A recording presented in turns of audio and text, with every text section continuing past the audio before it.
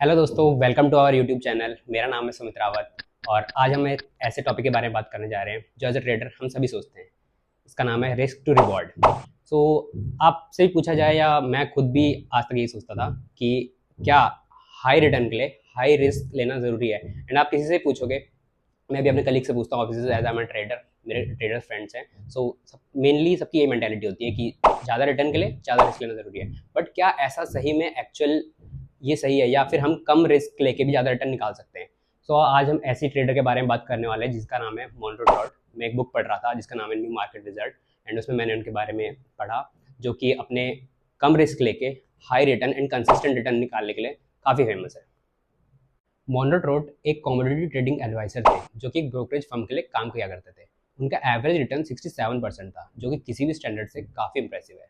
लेकिन जो चीज़ और ज़्यादा अमेजिंग थी वो था उनका मैक्सिमम ड्रॉडाउन, जो सिर्फ 8% था। इसका मतलब है कि उन्होंने कभी भी अपने कैपिटल का ज़्यादा पार्ट लूज ही नहीं किया जब भी उनके ट्रेड स्ट्रॉन्ग साइड में गए।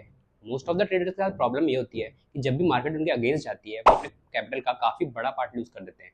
लेकिन मोंटो ट्रॉट का रिस्क मैनेजमेंट इतना स्ट्रॉन्ग था कि वो कभी भी ज़्यादा पार्ट लूज ही नहीं करते थे। एक और इंप्रेसिव चीज़ थी उनकी ट्रेड एक्यूरेसी। मोनरो के ट्रेड्स का सक्सेस रेट था 87। मतलब अगर वो 10 ट्रेड्स लेते हैं तो लगभग 8 से 9 ट्रेड सक्सेसफुल होते हैं। ये एक बहुत हाई एक्यूरेसी रेट है जो नॉर्मल ट्रेडर्स के लिए काफ़ी मुश्किल होता है। ज़्यादातर ट्रेडर्स का जो एक्यूरेसी रेट होता है वो 50 से 60% के आसपास होता है। लेकिन मोनरो का डीप अंडरस्टैंडिंग मार्केट का और उनका डिसिप्लिन अप्रोच उन्हें इतनी हाई एक्यूरेसी अचीव करने में हेल्प करता है। 1986 में मोनरो ट्रॉट एक पब्लिक मनी मैनेजर बन गए। इसका मतलब उन्होंने पब्लिक के लिए पैसे मैनेज करना शुरू किया, जो कि एक बड़ी रिस्पॉन्सिबिलिटी होती है। पब्लिक मनी मैनेज करना हमेशा रिस्की होता है क्योंकि आपको अपने क्लाइंट्स के पैसे के साथ बहुत कॉशियस रहना पड़ता है। लेकिन मोनरो ने ये काम भी बहुत एफिशिएंटली किया। इनफैक्ट उनके रिटर्न्स इतने इंप्रेसिव थे कि उन्होंने legendary trader Paul Tudor Jones को भी पीछे छोड़ दिया। मोनरो के अचीवमेंट्स काफ़ी इंप्रेसिव हैं, लेकिन उनकी पर्सनैलिटी और भी ज़्यादा इंस्पायरिंग है। वो कभी अपने इंप्रेसिव रिटर्न्स की तारीफ नहीं करते। वो बहुत हम्बल हैं और हमेशा ये कहते हैं कि मैं एक बिजनेसमैन हूँ और मेरा काम है अपने कस्टमर्स के लिए पैसा कमाना।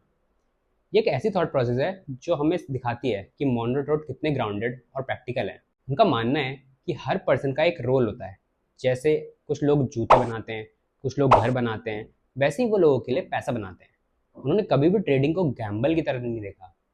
उनके लिए एक बिजनेस है जिसमें रिस्क को मैनेज करना है, प्रॉफिट्स कमा जाना है, बस। तो मोनरो ट्रॉट का ट्रेडिंग करियर शुरू होता है 1978 में, जब वो सिर्फ 17 साल के थे। उन्होंने ट्रेडिंग की दुनिया में कदम रखा एक फ्यूचर्स ट्रेडर्स बिहार कैली के अंडर जॉब करके। बिहार कैली के पास उस टाइम पे एक एप्पल का कंप्यूटर था जो कि उस ज़माने में काफ़ी रेयर था। कैली का काम था न्यूज़पेपर से प्राइस डेटा कलेक्ट करना, और उन्होंने मोनरो को बोला था कि वो इस डेटा को कंप्यूटर में टाइप करें। मोनरो के लिए एक काफ़ी यूनिक एक्सपीरियंस था क्योंकि उस टाइम पे कंप्यूटर बहुत कम लोगों के पास होता था। मोनरो ने इस जॉब से सिर्फ टाइपिंग नहीं सीखी, बल्कि उन्होंने फ्यूचर्स मार्केट के बारे में भी सीखा। उन्होंने नॉलेज गेन की और कंप्यूटर प्रोग्रामिंग के बेसिक कॉन्सेप्ट को भी समझा। यही वो मोमेंट था जब उन्होंने ट्रेडिंग और मार्केट को लेके इंटरेस्ट डेवलप किया। ये जॉब उनके लिए एक समर जॉब थी, लेकिन ये जॉब समर जॉब ही उनके फ्यूचर करियर के लिए एक टर्निंग पॉइंट बन गई। जब मोनरो कॉलेज के सेकेंड ईयर में पहुंचे, तब तक उन्होंने डिसाइड कर लिया था कि उन्हें एक प्रोफेशनल ट्रेडर बनना है। वो मार्केट के बारे में जितना हो सके पढ़ना चाहते थे, इसलिए उन्होंने उस समय के अवेलेबल सारे कोर्सेज खरीद लिए जो ट्रेडिंग और मार्केट से रिलेटेड थे। उन्होंने अपना फाइनल प्रोजेक्ट भी इंडेक्स फ्यूचर मार्केट पर बनाया, जो उनकी डीप इंटरेस्ट और डेडिकेशन को दिखाता है। मोनरो का इंटरेस्ट सिर्फ ट्रेडिंग तक सीमित नहीं था। उन्होंने प्राइस मूवमेंट्स का डीप स्टडी किया और ये डिस्कवर किया कि प्राइस चेंजेस जो है वो रैंडम नहीं होते, बल्कि उनमें एक पैटर्न होता है। ये रियलाइजेशन उनके ट्रेडिंग स्ट्रेटेजी के फाउंडेशन का एक इंपॉर्टेंट पार्ट बना। उन्होंने समझा कि अगर आप प्राइस चेंजेस को एनालाइज करें तो आप उन पैटर्न्स को आइडेंटिफाई कर सकते हैं जो कि नॉर्मल डिस्ट्रीब्यूशन थ्योरी के अगेंस्ट जाते हैं। और अगर आप इन पैटर्न्स को समझ लेते हैं तो आप रिस्क को कंट्रोल करने के लिए एक इफेक्टिव मेथोडोलॉजी बना सकते हैं। अक्टूबर 1987 से अक्टूबर 1989 तक मोनरो ने प्राइस मूवमेंट और वॉलिटिलिटी का डीप एनालिसिस किया। नॉर्मल डिस्ट्रीब्यूशन के अकॉर्डिंग डेली बेसिस पर इतने बड़े प्राइस चेंजेस नहीं होने चाहिए थे, लेकिन वॉलिटिलिटी की वजह से प्राइस बहुत ज़्यादा मूव ऑन कर रहे थे। मोनरो ने अपने एनालिसिस से कंक्लूड किया कि प्राइस मूवमेंट एक डेफिनेट पैटर्न में हो रहे हैं, और ये इनसाइट्स उनके फ्यूचर ट्रेडिंग स्ट्रेटेजी के लिए काफ़ी हेल्पफुल रहे। मोनरो ट्रॉट के ट्रेडिंग करियर का अगला फेज शुरू होता है जब उन्होंने विक्टर नेडरहॉफर के साथ काम करना स्टार्ट किया। विक्टर नेडरहॉफर एक कम्युनिटी ट्रेडिंग फर्म चलाते थे जिसका नाम था NCZ कम्युनिटीज। मोनरो को विक्टर के साथ काम करने का सजेशन उनके एक डायरेक्टर ने दिया, क्योंकि मोनरो भी स्पोर्ट्स में इंटरेस्टेड थे और विक्टर भी एक स्क्वॉश प्लेयर थे। 2 वीक्स के अंदर मोनरो न्यूयॉर्क फ्यूचर एक्सचेंज में ट्रेड करने लगे। शुरू में वो विक्टर के लिए ऑर्डर्स एग्जीक्यूट करते थे, लेकिन बाकी टाइम में वो अपने लिए स्कैल्पिंग करते थे। स्कैल्पिंग एक ट्रेडिंग स्ट्रेटेजी होती है जिसमें आप छोटे प्राइस मूवमेंट को कैप्चर करते हैं और शॉर्ट टर्म प्रॉफिट्स बनाते हैं। मोनरो का विक्टर के साथ प्रॉफिट शेयरिंग डील था, मतलब जो भी वो प्रॉफिट बनाते थे उसका एक हिस्सा मोनरो को मिलता था। स्कैल्पिंग के दो मेन तरीके होते हैं। पहला बिड आस्क स्प्रेड पॉइंट्स को कैप्चर करना, जिसमें आपको कस्टमर के अपोजिट डायरेक्शन में ऑर्डर प्लेस करना होता है। दूसरा तरीका है प्राइस डिस्क्रिपेंसीज को आइडेंटिफाई करना और उनसे शॉर्ट टर्म प्रॉफिट्स बनाना। मोनरो ने इन टेक्निक्स को काफ़ी जल्दी सीख लिया क्योंकि वो ट्रेडिंग फ्लोर्स में कॉन्टिन्यूसली ऑब्जर्व करते रहते थे कि एक्सपीरियंस ट्रेडर कैसे काम करते हैं। मोनरो ने मार्केट के मैग्नेटिक इफेक्ट का कॉन्सेप्ट डेवलप किया। वो जब मार्केट में कोई पोजीशन लेते थे तो उन्होंने नोटिस किया कि जब प्राइस उनके टारगेट के लेवल के आसपास होती है तो मार्केट में क्या रिएक्शंस हो रहे हैं। ये बहुत इंपॉर्टेंट होता है। फॉर एग्जांपल, मोनरो ने डाउ जोन्स को 2950 के लेवल पे बाय किया और उनका टारगेट है 3000। तो जब 3000 के पास प्राइस पहुंचता है तो वो अपने ट्रेडर्स को, फ्रेंड्स को कॉल करते थे, ब्रोकर्स को कॉल करते थे, ताकि ये चेक करने के लिए कि मार्केट में नॉइज़ कितनी है। अगर मार्केट में ज़्यादा एक्साइटमेंट और नॉइज़ होती थी तो वो अपनी पोजीशन को होल्ड रखते थे, क्योंकि इसका मतलब होता था कि मार्केट में बायर्स का इंटरेस्ट ज़्यादा है और प्राइस और ऊपर जा सकता है। लेकिन अगर मार्केट में ज़्यादा नॉइज़ नहीं होती तो वो अपनी पोजीशन को एग्जिट कर देते थे। मोनरो ने इस स्ट्रेटेजी को मैग्नेटिक इफेक्ट का नाम दिया, क्योंकि मार्केट में कुछ स्पेसिफिक प्राइस लेवल्स होते हैं जो ट्रेडर्स को अट्रैक्ट करते हैं और प्राइस वहाँ जाके रुक जाता है। इंडियन मार्केट में भी आप ये फिनोमेना देख सकते हैं। जब आप मार्केट डेप्थ विंडो चेक करेंगे तो आप बायर्स और सेलर्स का काउंट देख सकते हैं, जो मार्केट के नॉइस लेवल को रिप्रेजेंट करता है। मोनरो ट्रूथ के लिए ट्रेडिंग फ्लोर सिर्फ एक जगह नहीं थी, बल्कि एक लैब था जहाँ वो मार्केट के बारे में प्रैक्टिकल नॉलेज गेन करते थे।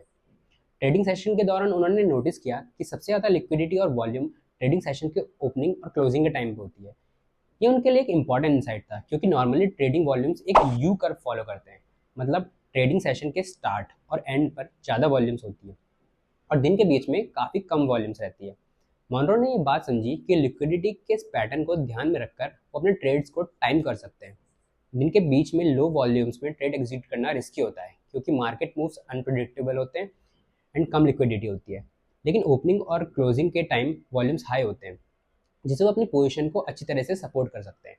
उन्होंने ये भी देखा कि शॉर्ट टर्म ट्रेड्स में एक सिंगल ट्रेडर वो भी मार्केट को मूव कर सकता है, स्पेशली जब मार्केट के की लेवल्स होते हैं। For example, S&P 500 previous day के हाई के पास ट्रेड कर रहा हो तो मोनरो को मार्केट से एग्जिट लेना हो तो वो प्राइस को थोड़ा पुश कर देते हैं, डिमांड बढ़ा देते हैं। इस पुश की वजह से दूसरे ट्रेडर्स को लगता है कि ब्रेकआउट होने वाला है और वो भी ट्रेड में एंटर कर जाते हैं। इस तरह मोनरो अपने प्राइस को अपने फेवर में मूव करते हैं एंड देन अच्छे प्राइस पे एग्जिट कर पाते हैं। मोनरो ट्रेड का सक्सेस सिर्फ मार्केट टाइमिंग्स और टेक्निकल स्किल की वजह से नहीं था, बल्कि उनके सिस्टमैटिक अप्रोच और डिसिप्लिन की वजह से था। मोनरो अपनी सक्सेस का क्रेडिट 5 फैक्टर्स को देते हैं। First, strong research. मोनरो हमेशा इन डेप्थ रिसर्च करते थे। उन्होंने कभी भी ट्रेड ब्लाइंड फेथ या गट फीलिंग के बेसिस पे नहीं ली। उनके पास हमेशा एक रिसर्च बैक्ड एज होती थी जो उन्हें मार्केट में एडवांटेज देती थी। Second, practical money management. Monroe का मनी मैनेजमेंट अप्रोच उनकी ट्रेडिंग स्ट्रेटेजी की बैकबोन थी।